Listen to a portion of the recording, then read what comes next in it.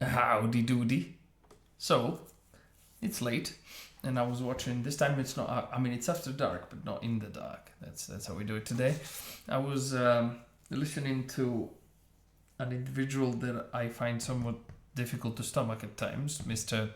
Matt Walsh, and he covered this piece of news from ABC News. I tried looking for it other places, but I couldn't find it. So this is directly from his video, and I'm gonna put a link to his video in the description. But I find it so funny, this particular video, that I would like to observe it. This is ABC News. Back to tonight's top story. Sources tell ABC News that immigration efforts targeting Somali Minnesotans are underway in Minneapolis. President Trump's effort comes after he publicly questioned the community's contributions to the economy. But new research shows Somali Minnesotans generate hundreds of millions in income and millions more in taxes.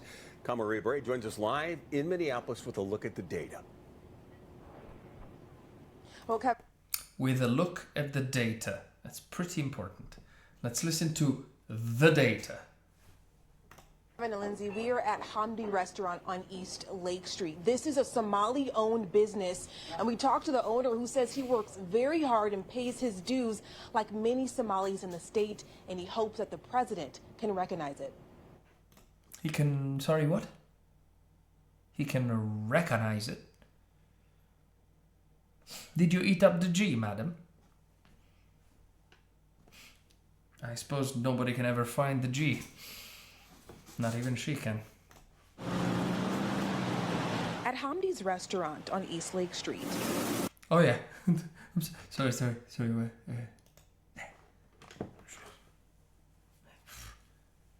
I see that on, what was it? East Lake Street or something, she said. I want to go there now. I mean, just seeing this building with the dubious graffiti on one side, with a bit of snow, etc., and the word open not fitting in the window, in both windows. They just wanted to be consistent. I'm also really liking the hand paint that was given here to this particular window. Just you know, said like, you know, it's a bit manky. Let's just choose some random vague blue and do that. Yes. Hamdi's Restaurant on. Sorry for interrupting. This is beautiful.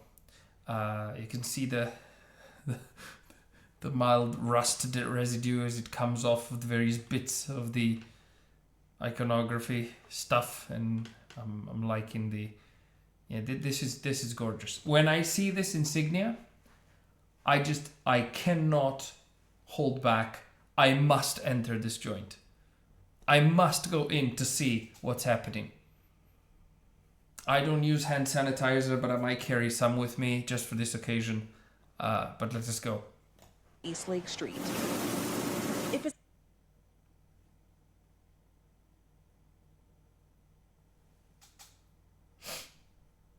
That is red meat. I don't know from what. No meat expert, but so there's meat frying on a hot plate. I don't know what's going on there on the right. I need to point up there. That. I don't know what that is. And that's some some quality food. I see that. I mean, I can't smell it. Maybe the smell is epic. But this looks incredibly inviting. Just visually, I'm incredibly attracted. It's not the smell of grilled meat that lures you in. This is the rice. It's the welcome of the owner. We are working hard, family. We are working 7 days a week. Abdi Shakur El. You're working 7 days a week. Well, I'm glad you are. So, the floor looks vaguely clean. Every piece of furniture is quite tired, as we can see here. The walls are quite manky. You can even see where the studs are going to go, or would have gone. I don't understand this line, but whatever. The telly is beautiful there in the corner, barely visible if you're here. What does it get? Is it like TV Inception? Or see ABC News on it? Okay, cool. Moved to Minnesota from Somalia in the 90s. Excuse me. What did you just say to me? So this individual moved from Somalia to Minnesota in the 90s. So he has lived here for 35 years. I would like to hear him say, "This is the rice," one more time.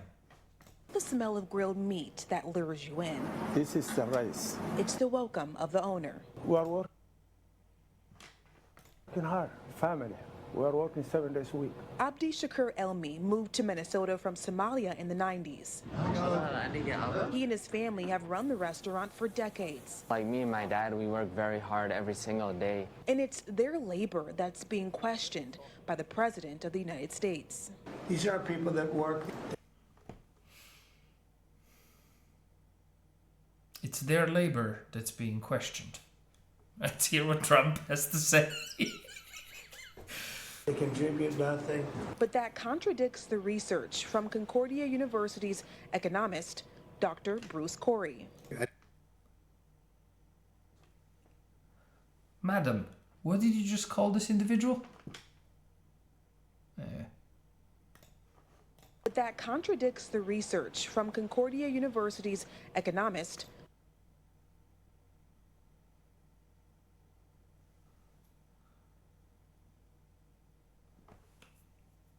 Considering the fact that your language seems to be fairly solid, right? Would you like to elaborate on what, pray tell, is an economist? I think you meant to say economist. See, I am a foreigner. I don't live in the US. I have never lived in the US. I have visited the US. I bought a car in the US once. Still own it.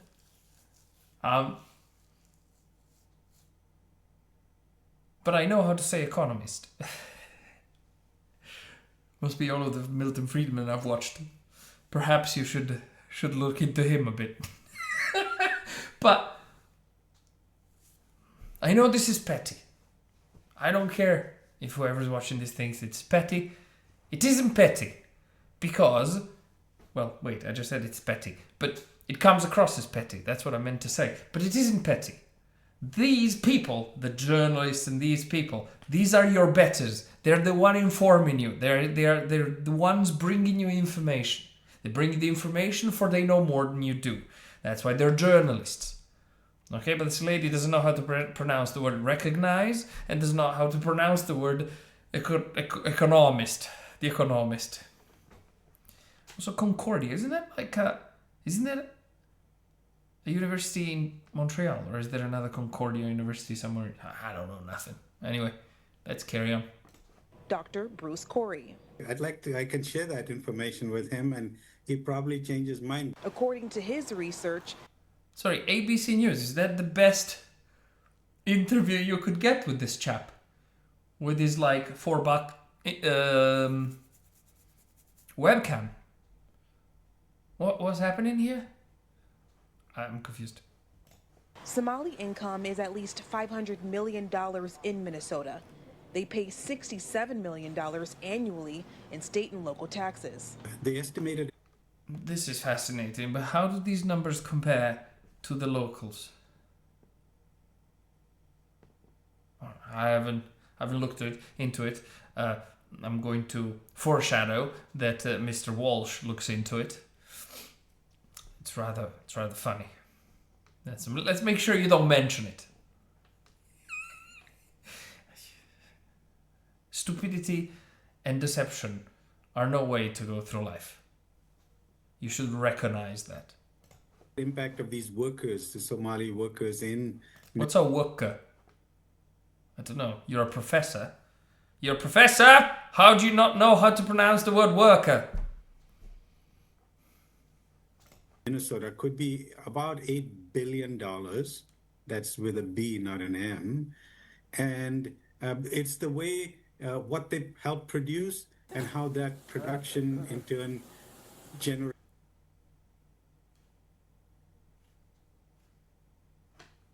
What is this? Is that aluminium there? What? Okay. Anybody honest that sees this and tells me, oh yeah, I'm going in the restaurant now. Might also explain why the damn restaurant is completely empty while they're filming. And ripples through the economy. What industry would feel the biggest hit if... Madam, you work at ABC News. Right? You've got enough money for lip filler and Botox and fake eyelashes that can probably poke somebody in a nearby country. You don't know how to say recognize, but that's okay. How are you on a $6, because it's better than his, it's a $6 webcam with headphones that don't fit, and you work for ABC News, and your voice sounds like it comes like from inside a tin box. Somalis were to leave Minnesota? I genuinely can't hear the words that come out of her mouth. I have a feeling retail probably... You have a feeling. That's the data, is it? Okay, so retail. Could be first because of that massive consumer income. Sorry, Matt Walsh. I'm going to... There. This is the picture which I'm going to stop. So he's got a feeling, the professor who can't say the word worker in any accent. He has a feeling that, which is data, that the best contribution from the Somalis is, for the people in the Somali restaurant and the Somalis nearby, is retail. So they buy stuff. Heck, you should really look into tourism. That's quite good. There's a lot of tourists buying stuff. You can even charge them VAT and equivalent like sales tax. They won't even complain, they'll just buy stuff. And when they're there, they buy all of the stuff because they don't have anything when they're tourists. I wonder how much that contributes. It's completely crazy. This is totally mental. I mean, the ABC News is a news organization that is fairly big, is my understanding. I mean, they can afford women that should run pageants and men that look like they have been physically made by someone else. Okay? Look at his perfectly tailored little handkerchief that doesn't match the color, but that's okay. And then he's got the tie and the shirt and the things and the ring. They're both married. Isn't that lovely? She's got little roses. There's the roses in the back and so on and so forth. They can't afford to send their reporter somewhere with a camera. They can't afford to get this chap into a studio to talk. Okay, apparently. And she can't afford to actually have a camera or whatever. This is the kind of shot that somebody like me would make when talking to somebody else. Because my budget is zero. Well, I suppose my electrical bill, but I pay it anyway, so my budget is zero. Okay, very good. Then they talk about this incredible restaurant. And you would think, okay, ABC News, this big company, is going to go and find the best, the shining, glimmering example, the best possible restaurant that happens to be run by a migrant family. They will find the migrants that speak the closest, the most developed English. And this is what they present. This that looks like a diner stuck in the 80s or something. Anyway. But then they're gonna show you how the food is made. This is the first image I'm Sean Connery. We see. Hey, I foreigner. Then, oh, come on. This is the second image we see. I do like the seams between the tiles down there. It looks like it's been done with some sort of like shiny putty. Yes, that's very good. Absolutely. Put the rice very close to the bin as well. I'm sure that's how things work. I don't know, to be honest, but then there's this image. At least he's wearing gloves, for Pete's sakes. Right? What's this at the counter? Okay, so there's a random bag with stuff. There's a vending machine that looks empty. What's that? A bank till? What is happening? I don't know what's going on. Wait, is this window the one on the other side? I don't think so. Ha! I hadn't even noticed this, the lying scumbags. Where is that window? Is it perhaps on the other side? It's not impossible, I suppose. But none of these windows have that sort of glass that you can see here. Where are you? There. There. We deliver with DoorDash, I don't see that on the outside. So this looks like the entrance. Oh, there might be some sort of like entry corridor, I suppose. Let's give them the benefit of the doubt that they are actually honest. As if the professor has this background. His face is too close to the camera. Enjoy cultural destinations is this thing. Apparently cultural means 50 Shades of Brown. That's cultural, don't you know? Then there's a different restaurant, I think. And then they explain to me numbers without putting them into any type of context. Let's not forget this beautiful view. This is the best, fine people, the best that the Somali cuisine has to offer. It looks like sick that's been fried. Okay, I'm Italian. We've got food in our country, unlike you poor Americans. Okay? What's happening here? What is it? It's cheese. Looks like cheese. But there's bits in there that I can't recognize. This brown stuff is what, blood? Tomato? I don't know. This grey thing over here? No idea. It looks like could be a Roquefort cheese. Oh yeah, they're all into the French stuff, aren't they? Over here there's just a pube, just poking out. That or a staple, really.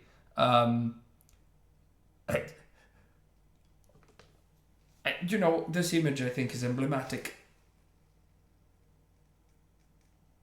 Because the thing is, when you watch telly, right, this thing just sort of goes by you, and you're sort of there going like, huh, and you don't sit to think about it. But when you get this instinct, like I just did, to sort of go through it, and then you scrub through carefully, looking at the stuff, this is impossible. I am genuinely under the impression that there is a concerted effort right now, and this is going to sound counterintuitive, to depict this entire situation as bad as humanly possible, with the deliberate intent of stoking malcontent and the flames of anger in the autochthones. Because I have been to various places in the world and to various restaurants in the world, though I'm not a big restaurant guy, but I have. And there were people of various ethnicities and nationalities working pretty much everywhere, because in the end of the day, working in the restoration business is fairly, I don't mean to sound disrespectful, but it's sort of like an entry-level job, essentially, right? I've never worked in the field. I'm not claiming it's easy, au contraire. I don't believe any job is fundamentally easy, but it doesn't have any amount of prerequisites to enter the job, particularly when, like in this case, when you have nepotism, meaning the chap owning the restaurant employs his own child, that sort of thing, right? Which is totally fine, but still, you know, I've been to places, I've eaten in places with foreign cuisines to the place, the locale where I was, and the presentation was nowhere near as bad as this. Absolutely remarkable.